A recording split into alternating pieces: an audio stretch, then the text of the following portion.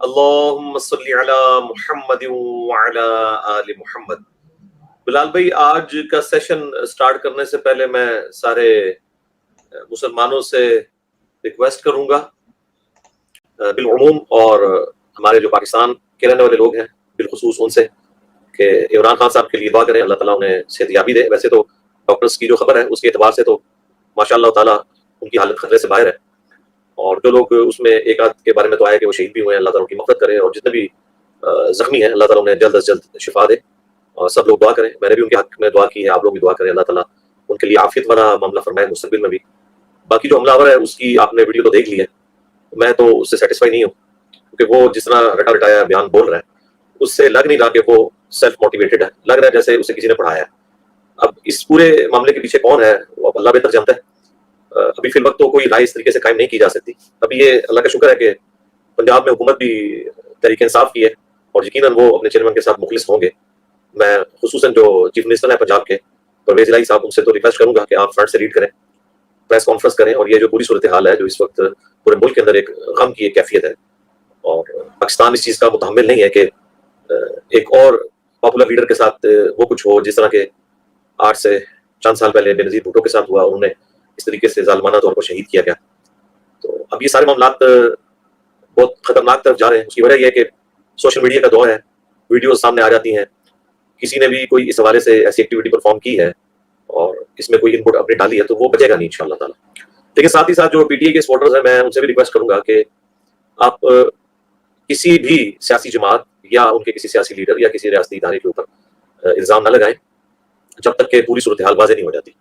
اور سب سے بڑھ کر تو عمران خان صاحب کے بیان کا انتظار کریں، کیونکہ اگر آپ میچور اس طرح کی باتیں کریں گے تو کل کو بات کوئی اور نکل آئی تو پھر اس کی وجہ سے تلخیاں بڑھتی ہیں، دشمنیاں بڑھتی ہیں، معاملات زیادہ خراب ہوں گے۔ میں بھی یعنی اس کے اوپر کوئی رائے قائم کر سکتا تھا، لیکن فوراً رائے قائم کرنا یہ کوئی عقل مندی کا تقاضا نہیں ہے۔ ہاں، یہ بات میں ضرور کہوں گا کہ اس کی تحقیق ہونی چاہیے، اس معاملے کو نارملی چھوڑنا نہیں چاہیے۔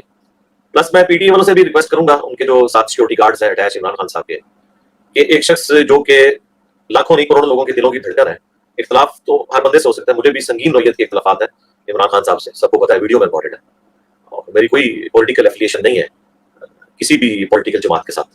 لیکن جو حق کی بات ہے میں اس میں خان صاحب کو ہمیشہ سپورٹ کرتا ہوں، جہاں پہ مجھے ان سے اختلاف ہے وہ اختلاف رائے کی ہے۔ تو ان کے ساتھ جو لوگ اٹیچ ہیں، میں ان سے ریکویسٹ کروں گا کہ آپ لوگ ایک ایسا شخص جو کروڑوں لوگوں کے دل میں بستا ہے اور ایک پاکستان کی ہسٹری کا ایک پاپولر ترین لیڈر ہے، اس کو آپ کس طرح الاؤ کر رہے ہیں کہ وہ اس طرح چیپلی آ کے پبلکلی کنٹینر کے اوپر کھڑے ہو کر اور لوگوں کے ساتھ انٹریکشن کریں۔ اس میں کوئی یہ بہادری نہیں ہے، یہ بیوقوفی اور بہادری میں بس ایک باریک سی لائن کا فرق ہوتا ہے۔ آپ لوگ تو اس معاملے کو سمجھتے ہیں، اور جس طرح کے کچھ ان کے وزراء ایکس پی ٹی آئی کے بتا رہے ہیں کہ پہلے ہی یہ خطرہ تھا کہ کوئی اس طرح کی ایکٹیویٹی پرفارم ہو جائے گی، آج کے دن کے بارے میں ان کے پاس کوئی اطلاعات تھیں ایسی، تو اس کے باوجود آپ نے خان صاحب کو اس طرح پبلکلی ایکسپوز کیوں ہونے دیا؟ آپ دیکھیں کہ بلاول بھٹو جب تقریر کر رہے ہوتے ہیں تو انہوں نے اپنے سامنے ایک بلٹ پروف شیٹ رکھی ہوتی ہے، اور لوگ بعض ان کا مذاق اڑا رہے ہوتے ہیں۔ یہ کوئی بزدلی نہیں ہے میرے بھائی، اللہ کے نبی علیہ السلام نے بھی اپنے سیکورٹی گارڈ رکھے ہیں، اس میں کون سی بزدلی والا معاملہ ہے؟ وہ تو جب قرآن میں آیات نازل ہوئی واللہ یعصمک من الناس، اے اللہ کے نبی، اللہ آپ کی حفاظت فرمائے گا آپ کے دشمنوں کے اگینسٹ، تو پھر نبی صلی اللہ علیہ وآلہ وسلم نے گارڈز رکھنا چھوڑ دیے تھے، لیکن یہ آپ کے لیے اسپیسیفکلی اللہ تعالیٰ کی پروٹیکشن تھی۔ تو یہ گارڈز تو رکھنے چاہیے، تو گارڈز کا کام یہ ہے، سیکورٹی کے آفیسرز کا کام یہ ہے کہ وہ بلٹ پروف شیشہ ارینج کریں، اور اسی طریقے سے یہ کنٹینر بھی بلٹ پروف بلکہ بلاسٹ پروف ہونا چاہیے۔ میں دیکھ رہا تھا ایک صحافی اوپر چڑھ کے وہ سارا دکھا رہے تھے کہ وہ جو گولی ہے اس نے اس کی شیٹ میں بھی سوراخ کر دیا ہوا تھا، تو یہ کون سا کنٹینر ہے کہ جس کی شیٹ کے اندر بھی سوراخ ہو رہا ہے؟ اس کا مطلب ہے کہ اس کی گیج اتنی موٹی نہیں ہے کہ وہ سسٹین کر سکے اس طرح کی گولیوں کے آگے، تو پبلکلی کوئی ایکسپوز ہونے کی ضرورت نہیں ہے۔ اور جو لوگ کہہ رہے ہیں نا جی سیکورٹی میں کمزوری ہے، میں سیکورٹی والوں کو اس حوالے سے تو مجھے نہیں سمجھتا کہ وہ اس حوالے سے کچھ کر سکتے تھے۔ ہاں، اس حوالے سے ضرور مجھے میں کہ وہ پبلکلی کیوں ایکسپوز ہونے دیتے ہیں، سامنے کوئی شیٹ رکھیں اور جب تقریر کرنی ہو بس اس وقت خان صاحب باہر نکلیں، اس کے علاوہ ان کو باہر نکالنے کی کیا ضرورت ہے؟ اگر نکالنا ہے تو آپ شیٹ کے ذریعے کریں، اور اگر شیٹ نہیں ہوگی تو آپ جتنے مرضی سیکورٹی گارڈ لگا لیں، جب ایک انڈیویجول موٹیویٹڈ بندہ پبلک میں آ گیا، اس نے کوٹ پہنا ہوا ہے، کوٹ کے اندر اس نے ایک گن چھپا کے رکھی ہوئی ہے اور وہ کنٹینر کے قریب چلا گیا، تو اسے چند سیکنڈز ہی چاہیے فائر کرنے کے لیے، اور اس نے کیے۔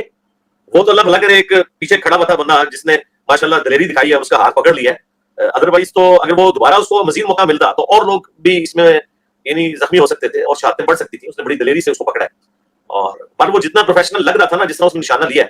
مجھے تو نہیں لگتا کہ کسی بھی حوالے سے وہ کوئی ایک انڈیویجولی موٹیویٹڈ بندہ ہے، وہ باقاعدہ ٹرینڈ بندہ لگ رہا ہے۔ اور جس طریقے سے آ کے اس نے پولیس کے سامنے بیان دیا ہے السلام علیکم،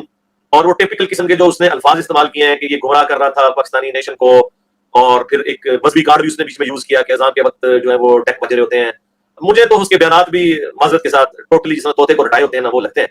اب مجھے نہیں پتا کہ اس کے پیچھے کون ہے, کوئی انٹرنل کوئی اینیمی ہے پاکستان کا اور مسلمانوں کا, ایکسٹرنل ہے. ہم اس طرح کسی کے بارے میں کوئی رائے نہیں قائم کرتے, لیکن میں آپ کو ایک یعنی سمجھدار پاکستانی کی حیثیت سے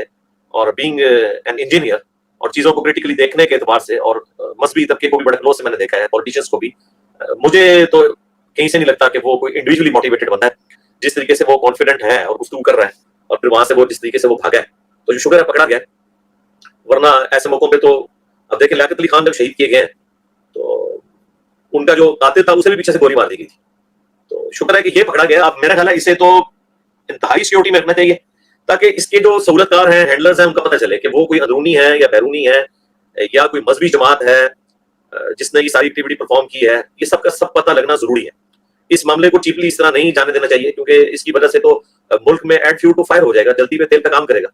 یعنی پہلے ہم بھٹو کے قتل کو بھگت رہے ہیں, بے نظیر بھٹو کے قتل کو, ان کی شہادت کو بھگت رہے ہیں. اب یہ اس طرح کی ایکٹیویٹی پرفارم ہونا اور پھر پورے ملک کے اندر آپ کو پتہ ہے غم کی کیفیت ہے. اور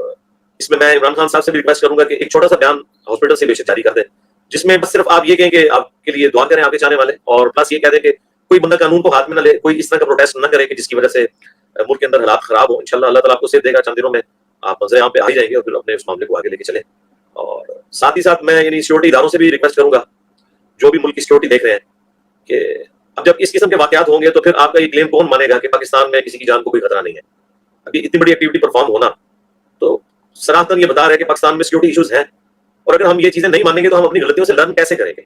مجھے نہیں سمجھ آتی کہ ہم لوگ اپنی غلطی کو مانتے ہوئے کیوں یہ سمجھ رہتے ہیں کہ غلطی کو ماننے سے کوئی گناہ ہو جائے گا یا کوئی ہم ڈی فیم ہو جائیں گے. غلطی مانیں گے تو آگے اصلاح ہوگی نا. خود دیکھ لیں ہمارے ریاستی اداروں کی پالیسیز میں کس طریقے سے وقت کے ساتھ امپرومنٹ آئی ہے. ایک وہ وقت تھا کہ سیاسی انجینئرنگ کرتے تھے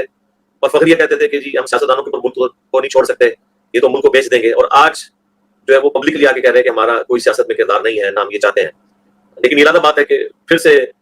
چاہے عمران خان صاحب ہوں یا گورنمنٹ میں بیٹھے ہوئے لوگ وہ پکڑ کے پھر ریاستی اداروں کو گھسیٹ رہے ہیں, سیاست میں دونوں گھسیٹ رہے ہیں. ویسے تو گورنمنٹ الزام لگا رہی ہے عمران خان صاحب کے اوپر کہ وہ کہہ رہے ہیں کہ جی ان چوروں کو آپ نے مسلط کیا اور الیکشن کروائے اور میں آپ سے بات کروں گا, ان سے بات نہیں کروں گا, تو یہ ڈیموکریٹک اپروچ نہیں ہے.